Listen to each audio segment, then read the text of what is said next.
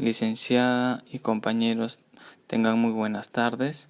En esta oportunidad, el grupo conformado por Correa Moreno Lisbeth, Núñez Ramos Daisy, Ojeda Cruz Fiorella, Pianchachi Sánchez Leslie, Ramos Pardaveluz, Rivera Quispe Guglia y Rodríguez Salazar Lorenzo, le va a presentar el plan de contingencia ante casos de dengue en la comunidad.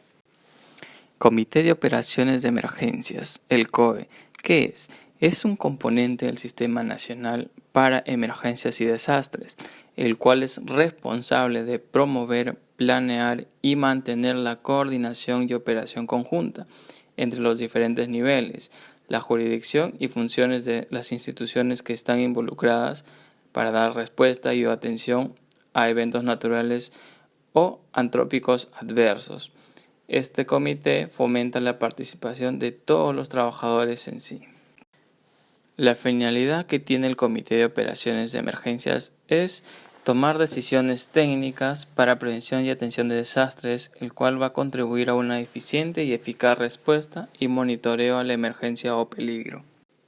¿Cómo está organizado el COE? Está organizado por el encargado del COE, el evaluador, las unidades orgánicas de apoyo, los grupos de intervención rápida, centros de apoyo logístico adelantado y los módulos de comunicaciones, de operaciones, de logística, de prensa y de monitoreo y análisis. También va a haber módulos de coordinación intersectorial y el módulo de asistencia humanitaria. Plan de contingencia. El plan de contingencia tiene como propósito establecer las acciones necesarias a fin de prevenir y controlar eventualidades naturales y accidentes laborales que pudieran ocurrir con el fin de proteger la vida humana. Plan de contingencia en casos de dengue. Se informará a la población acerca de esta enfermedad y cuáles son sus consecuencias. Se educará para mantener un ambiente saludable. Si es que si no cuentan con los servicios básicos, cómo mantener sus tanques recolectores de agua para evitar que esta enfermedad se propague. ¿Qué es el dengue? El dengue es una enfermedad viral transmitida por el mosquito Aedes aegypti que afecta a personas de cualquier edad, siendo las más susceptibles los niños, las personas embarazadas y las personas adultas mayores. Se transmite cuando el mosquito se alimenta con sangre de una persona enferma de dengue y luego pica a otra persona. Este contagio solo se produce por picadura de los mosquitos infectados, no de una persona a otra. Los síntomas más comunes es dolor de cabeza, dolor de ojos y fiebre alta. Los dolores musculares y articulares y erupción de la piel y sarpullidos. Como tenemos de conocimiento, el virus del dengue se transmite a las personas por medio de las picaduras de los mosquitos infectados Aedes aegypti. Su periodo de incubación es de 4 a 5 días y la incubación es extrínseca de 10 a 12 días para convertirse en transmisor.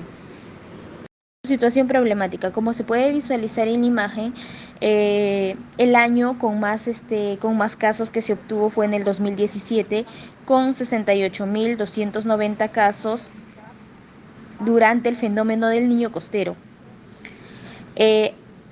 Hasta el 2021 se han notificado 18.937 casos de dengue en el país.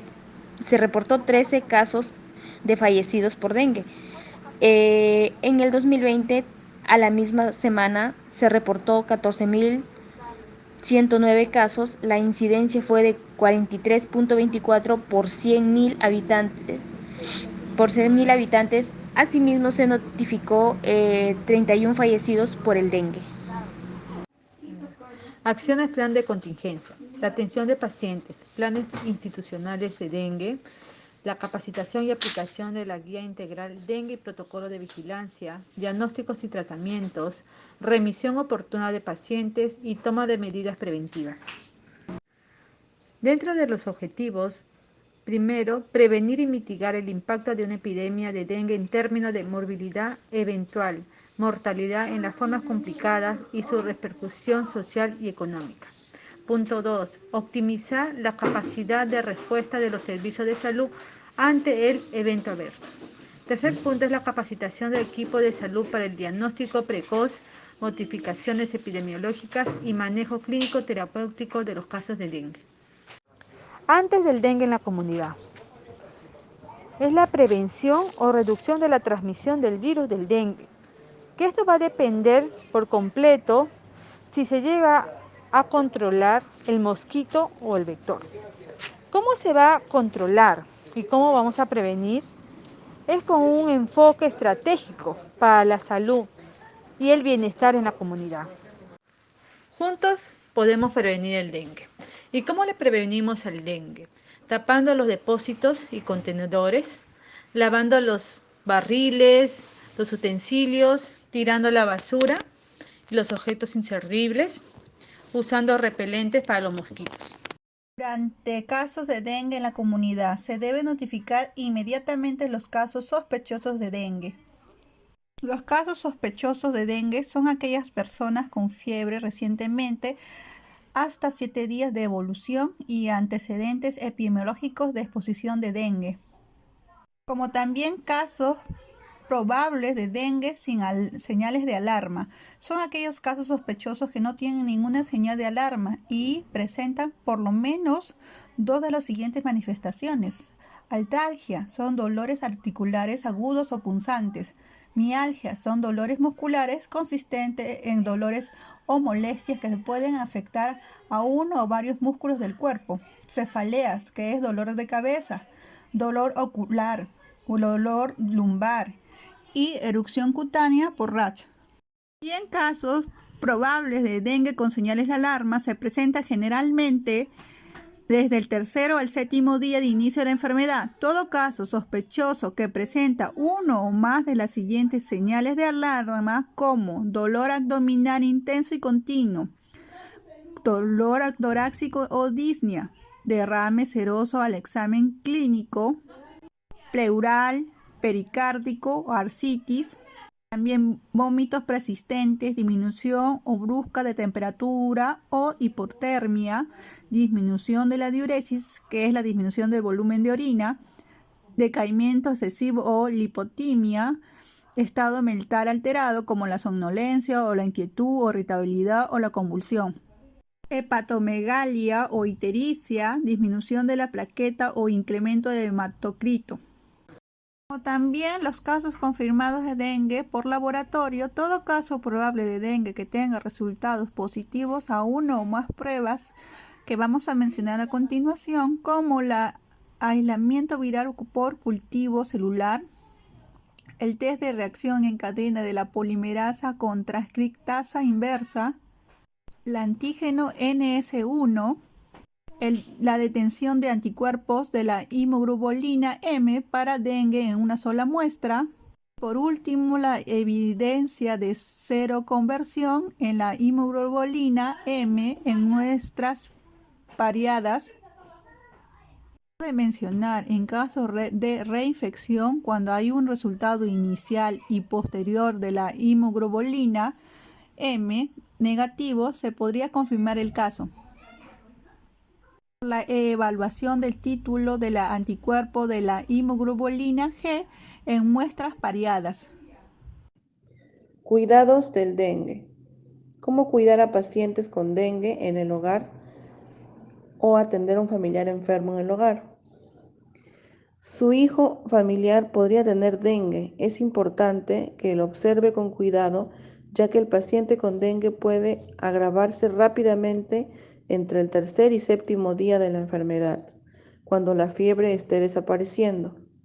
Su médico puede ordenar pruebas de laboratorio para determinar si su familiar enfermo tiene dengue. ¿Cómo evitar las complicaciones por la fiebre?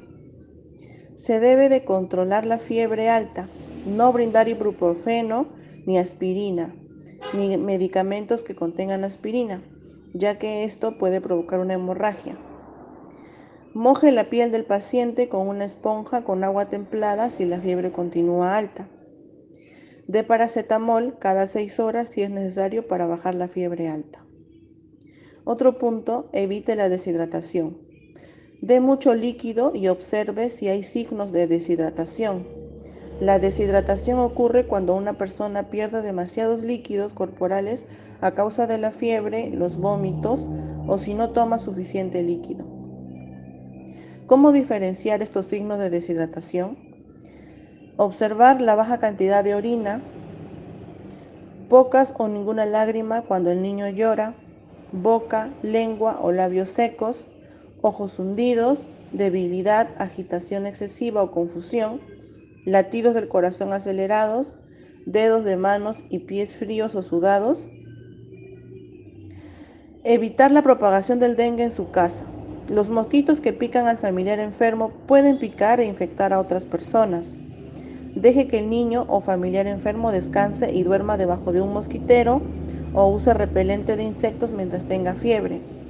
Mate todos los mosquitos dentro de su casa y vacíe los envases con agua en el patio. Coloque una malla o tela metálica en las ventanas y puertas para evitar que los mosquitos entren en su casa. Y por último, el descanso en cama. Deje que su hijo familiar enfermo descanse lo más que pueda. A medida que la fiebre desaparece, esté atento a las señales de alerta. Aunque la fiebre esté desapareciendo, esta fase del dengue puede ser peligrosa para algunos pacientes. Esté atento a las señales de alerta a medida que la temperatura baja, 3 a 7 días después de que hayan comenzado los síntomas. Asimismo, las actividades en el primer nivel de atención deben enfocarse en la prevención, promoción y rehabilitación de la salud. El factor emocional en el paciente y familiares. Con respecto a las respuestas emocionales de las personas, hay que decir que vienen condicionadas por la combinación de múltiples factores. Por ejemplo, su historia. Tal vez esta persona ya anteriormente haya tenido contacto con algún familiar o tal vez en casa ya haya sucedido esta enfermedad. Por lo tanto, sabe cuál es el proceso que va a seguir en la enfermedad y cómo actuar ante ellos. O tal vez la persona, el individuo que se encuentra enfermo, tiene otras enfermedades. Entonces la respuesta de la enfermedad no va a ser la misma. También tiene que ver la estructura de la personalidad. Si en este caso la madre, el padre o los familiares del enfermo o el enfermo, si es que se encuentra solo, es un poco más fuerte, sabe cómo afrontar problemas, enfermedades, la respuesta no va a ser la misma ante una persona que tenga miedo. También tenemos que ver el momento de su ciclo vital, sus vínculos afectivos, las ansiedades movilizadas, las estrategias de afrontamiento, el propio proceso de la enfermedad, en qué fase se encuentra, los síntomas por el cual estén pasando en el momento. Todo ello tiene que ver en el factor emocional en el paciente y los familiares e influyen mucho en el proceso de cualquier enfermedad. Los objetivos de la atención emocional en los pacientes y sus familiares serán facilitar el tratamiento integral y de calidad, atender adecuadamente los aspectos emocionales de los enfermos y las personas que lo acompañan, detecta y potenciar los recursos personales y sociales de las personas implicadas. Vamos a facilitar los procesos de comunicación e información. Si es que la persona habla otro idioma o no entiende cómo va a ser el proceso de la enfermedad, debemos adecuarnos a ellos hasta que nos logren entender. Facilitar el control de síntomas. Vamos a garantizar la mejor toma de decisiones con la inclusión de los aspectos emocionales y psicológicos. Estamos viendo en imágenes cómo una comunidad no solamente está basado en un grupo de familias, vemos lo que hay a su alrededor. De repente no cuentan con la situación económica para poder llevar un proceso de prevención después que pase la enfermedad. Entonces hay que adecuarnos a los recursos que tienen y de esta manera poner en práctica todos los pasos para poder prevenir nuevamente que pueda suceder esto en la comunidad, en la familia. ¿Qué hacer después del dengue en la comunidad? Ya sabemos los síntomas, de una persona que se encuentra con sospechas de tener dengue, casos probables de dengue sin señales de alarma y caso probable de dengue con señales de alarma. Si alguien de la familia presenta cualquiera de los siguientes síntomas, su vida puede estar en peligro. Se debe acudir al hospital más cercano, no se debe automedicar.